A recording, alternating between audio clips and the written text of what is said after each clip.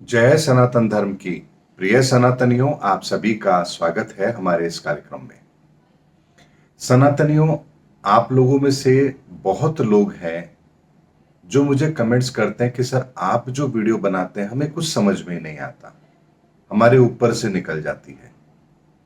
तो आज के वीडियो के अंदर मैं आपको वही सनातन रहस्य बता रहा हूं, क्यों आपके साथ ऐसा होता है।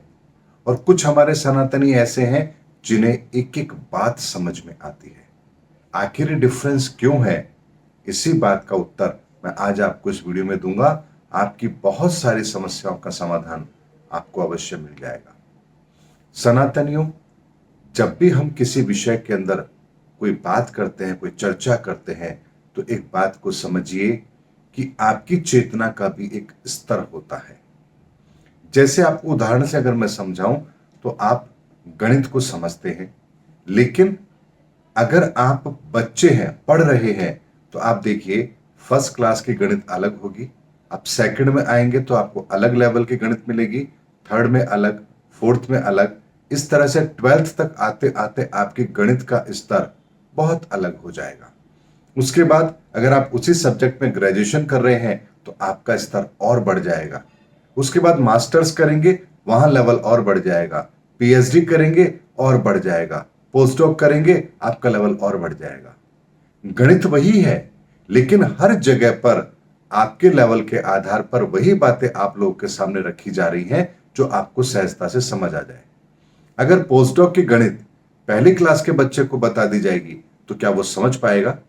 और पोस्टडॉक वाला पूरी गणित को अच्छी तरह समझता है, इसीलिए उसे किसी भी लेवल की गणित दीजिए, उसे कोई दिक्कत नहीं है।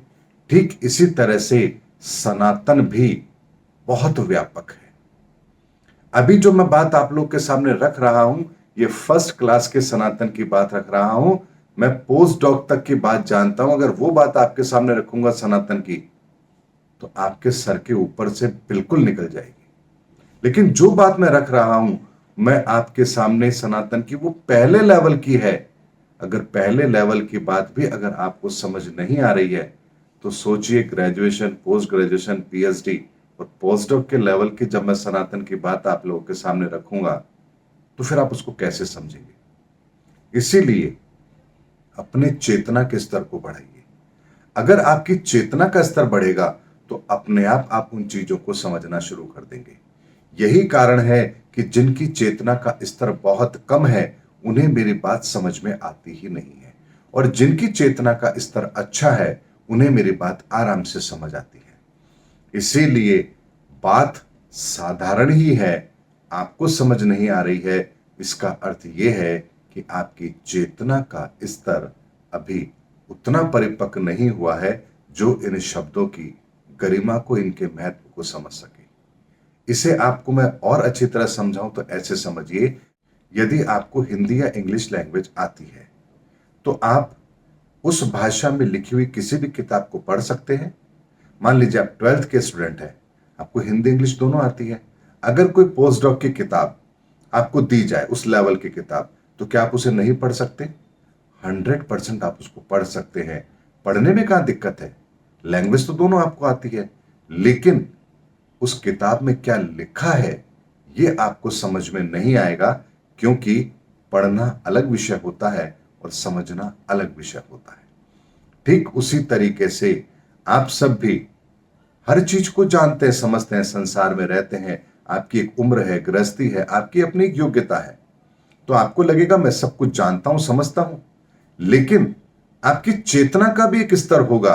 अगर वो चेतना का स्तर आपका नहीं है, यानी इसको और साधारण शब्दों में कहूं तो ऐसे समझिए कि आपकी मति, अगर आपकी मति जागृत नहीं है, मति मरी हुई है, मति खराब है, सुमति नहीं है, कुमति है, तो आपको ये बातें समझ में नहीं आएंगी। इसीलिए अपनी मति को ठीक कीजिए।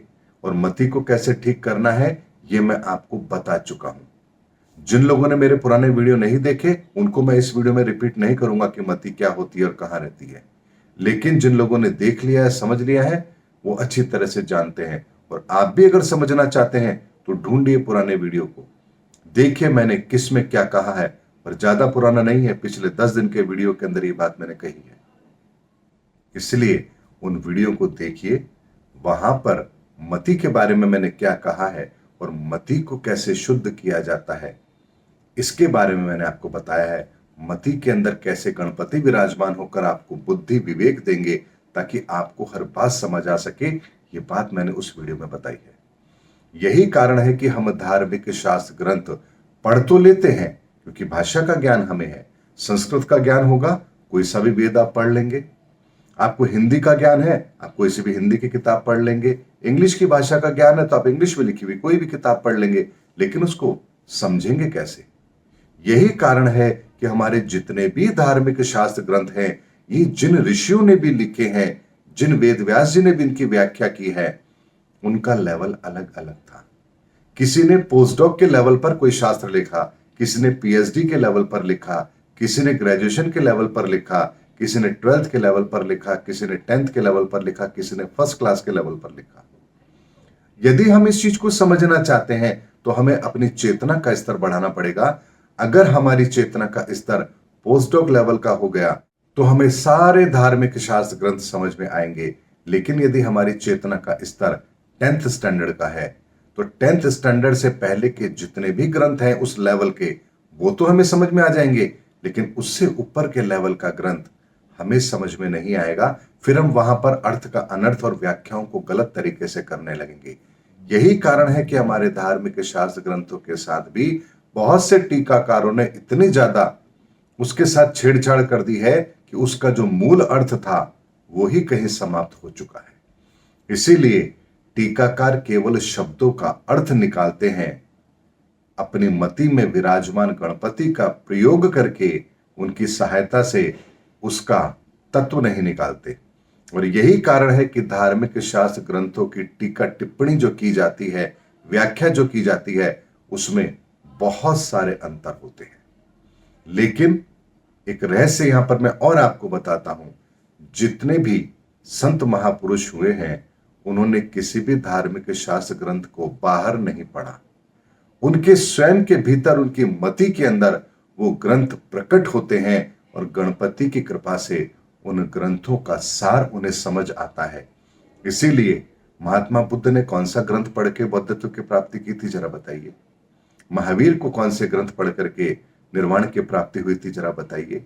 राम ने कौन सा ग्रंथ पढ़ा था, भगवान श्री कृष्ण ने कौन सा ग्रंथ पढ़ा था, या कबीर ने कौन सा ग्रंथ पढ़ा था, मीरा ने कौन सा ग्रंथ पढ़ा था, रविदास ने कौन सा ग्रंथ पढ़ा था। ये मैंने वो नाम आप लोगों के सामने लिए हैं जिन्होंने कोई ग्रंथ नहीं पढ़ा, लेकिन उनकी मति में स्वयं परमात्मा विराजमान थे, तो सारे ग्रंथ उनके भीतर प्रकट हो गए क्योंकि उनकी चेतना का स्तर पोस्टडॉक लेवल के ऊपर का था। तो इस संसार के सारे ग्रंथ उनके भीतर स्वतः ही प्रकट हो गए और उनका अर्थ, उनकी व्याख्या, उनका तत्व, उनका सारांश, सार, हर चीज उन्हें समझ आ गई और फिर जो उन्होंने कहा वो ब्रह्म वाक्य हो गया। इसीलिए यही सनातन प्रक्रिया है, यही सनातन तरीका है अपने जीवन में शास्त्र ग्रंथों को देखने, समझने और पढ़ने का। इसके अतिरिक्त बाकी सब हमारी बनाई विधा है जो समय समय पर बदलती रही हैं, खंडित होती रही हैं और मिटती रही हैं। लेकिन सनातन की प्रक्रिया ना कभी खंडित हुई, ना कभी मिटी और ना कभी मिट सकती है। यदि आपको कोई शास्त्र समझ में नहीं आता है, कोई बात समझ में नहीं आती है, तो 7 बार उसको पढ़िए, आपको वो बात अच्छी तरह समझ में आ जाएगी। क्योंकि हमारी ऊर्जाओं का स्तर भी 7 है, 7 लेवल की हमारी ऊर्जाएं हैं और एक एक ऊर्जा के लेवल पर वो बात आसानी से हमारे अंदर आ जाती है यदि हम किसी चीज को 7 बार पढ़ते हैं तो। इसीलिए कहा गया, जो 7 बार पाठ करे सोई, छूटे बंद महासुख होई। यानी जो 7 बार इसका पाठ करेगा वो सभी बंधनों से मुक्त हो जाएगा। इसीलिए 7 बार किसी चीज को यदि आप पढ़ रहे हैं तो आपकी मति के अंदर वो विवेक जागृत हो गया, आपकी मति के अंदर उन्हें वो स्थान मिलेगा। आपकी मति उस बात के तत्व को आप तक पहुंचाने में आपकी मदद जरूर करेगी। उम्मीद करता हूं दर्शकों, मेरा वीडियो आज आपको सारी बातों को समझाने के लिए पर्याप्त है कि क्यों आपकी बात समझ में आती है और क्यों आपकी बात समझ में नहीं आती है। मिलेंगे अगले वीडियो के अंदर, तब तक के लिए जय हिंद, जय भारत, जय सनातन धर्म।